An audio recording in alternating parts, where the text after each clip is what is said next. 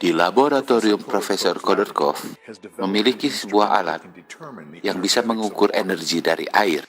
Mesin ini bekerja dengan efek dan teori Coriolis. Benda apapun yang berada di tengah-tengah medan magnet akan menghasilkan cahaya. Semakin besar energi yang dikandung oleh barang itu, terlihat cahayanya akan semakin terang.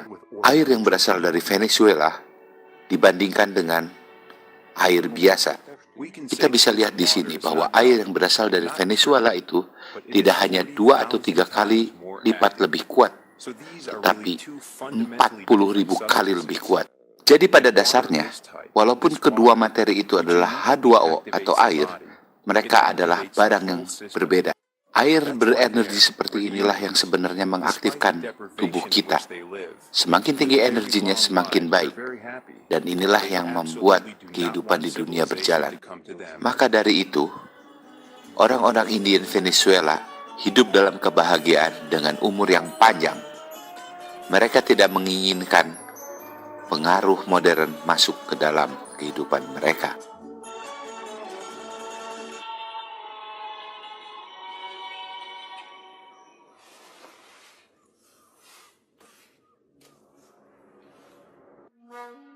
Dr. Emoto mendapat terobosan baru dari percobaannya. Cobaan dilakukan dengan menempatkan 3 bejana yang diisi beras, kemudian menuangkan air yang sama ke dalam 3 bejana tersebut.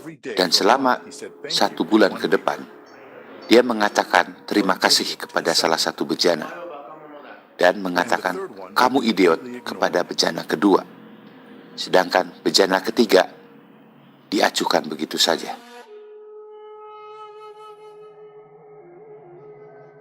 Satu bulan kemudian, kepada bejana yang dia katakan terima kasih, terjadi fermentasi, menimbulkan aroma bau yang kuat dan enak. Sedangkan beras pada bejana kedua menjadi hitam, dan beras dalam bejana yang diacukan membusuk.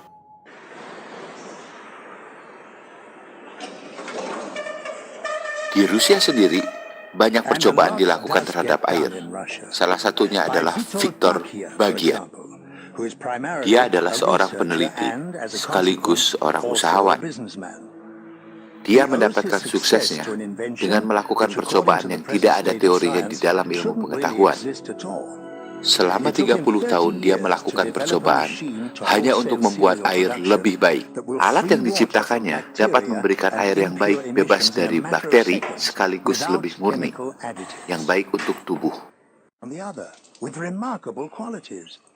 It is biologically pure, heavy metals have been rendered harmless, and the dubious structure of the Tekniknya water sebenarnya radically secara altered fisika in the process. disebut memecah molekul air. Basically, the procedure Dengan relies on memisahkan the molekul familiar oksigen dan electrochemical hidrogennya, technique of splitting terjadilah water, air yang aktif. whereby a mixture of Perhatikan di hydrogen and video ini. oxygen, the volatile oxyhydrogen, is produced. What remains a mystery is just how Vitol back here managed to produce this particular reaction in his machine. But when all's said and done, one thing alone is important. It works. Selama 5 tahun terakhir, perusahaan saya memproduksi 25.000 alat ini untuk disuplai ke seluruh rumah sakit yang ada di Rusia. Dengan alat yang saya ciptakan ini, solusi mengenai air dapat kita pecahkan. Air yang diproduksi sangat aman dan bebas dari reaksi kimia. Can save money, can save efforts, etc.